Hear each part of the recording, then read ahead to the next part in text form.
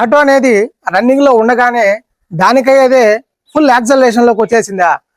అయితే దానికి కారణం ఏందో ఈ వీడియోలో అయితే చూద్దాం. వీడియోని పూర్తిగా ఎండ్ వరకు అయితే చూడండి. వీడియో కనుక నచ్చినట్లయితే లైక్ చేసి అలాగే నా ఛానల్ సపోర్ట్ చేయడానికి హైప్ని అయితే ఒకసారి క్లిక్ చేయండి. అసలు ఆటో రన్నింగ్ లో ఉన్నప్పుడు ఒక్కసారిగా యాక్సలరేషన్ ఎందుకు వస్తుంది అని అంటే దీనికి కారణము చాలా మంది చెప్పడం ఏంటంటే మనకి ఈ ఇంజిన్ ఆయిల్ అనేది గేజ్కి పోయాల్సిన దానికంటే ఎక్కువగా పోయటం వల్ల ఈ ప్రాబ్లం అనేది జరుగుతుంది, బర్నింగ్ జరగాల్సిన దానికంటే ఎక్కువగా జరుగుతుందని కొంతమంది మెకానికల్ చెప్తే, మరి కొంతమంది మెకానిక్ మాత్రం ఇది గవర్నర్ వల్ల వచ్చిన ప్రాబ్లం అని కొంతమంది చెప్పుకొస్తున్నారు. అయితే ఇది ఏది కరెక్ట్ కాదండి.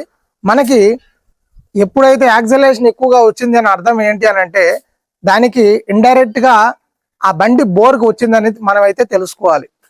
ఎప్పుడైతే మనకి బండి బోర్కి వస్తుందో అన్వాంటెడ్ కంబషన్ అనేది జరుగుతుంది. మనకి అంటే జరగాల్సిన కంబషన్ టైమింగ్కి జరగకుండా ఎలా పడితే అలా జరుగుతుంది.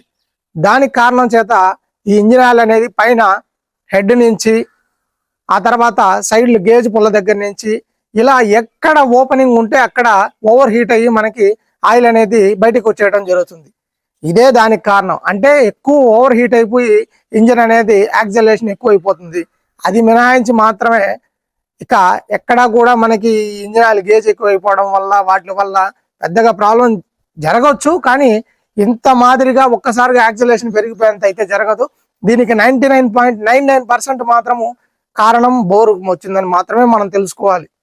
ఇది తెలుసుకోకుండా మీరెవరు వేరే దగ్గర ఎవరు ఏది చెప్తే అది నమ్మేసి అక్కడికి వెళ్ళి ఆ గేజ్లు ఇంజిన్ ఆయిల్ మళ్ళీ మార్పించుకోవడం, ఆ తర్వాత లేదంటే మళ్ళీ గవర్నర్లో ఏదైనా ప్రాబ్లమ్స్ ఉన్నాయని మార్చుకోవడం, ఇవన్నీ ఏం చేయొద్దు. దీనికి ముఖ్య కారణం అయితే బోరే. లేదా మీకై మీరు తెలుసుకోవాలంటే మాత్రము వైట్ స్మోక్ గనక బ్యాక్ సైడ్ గనక వస్తుంటే లేదా ఇంజిన్ ఆయిల్ ఎక్కువగా తాగుతుంటే మాత్రము ఇలాంటి యాక్సలరేషన్ ప్రాబ్లం ఖచ్చితంగా వస్తుంది మీకు ఒక్కసారైనా కూడా. ఇది బాగా గుర్తుపెట్టుకోండి.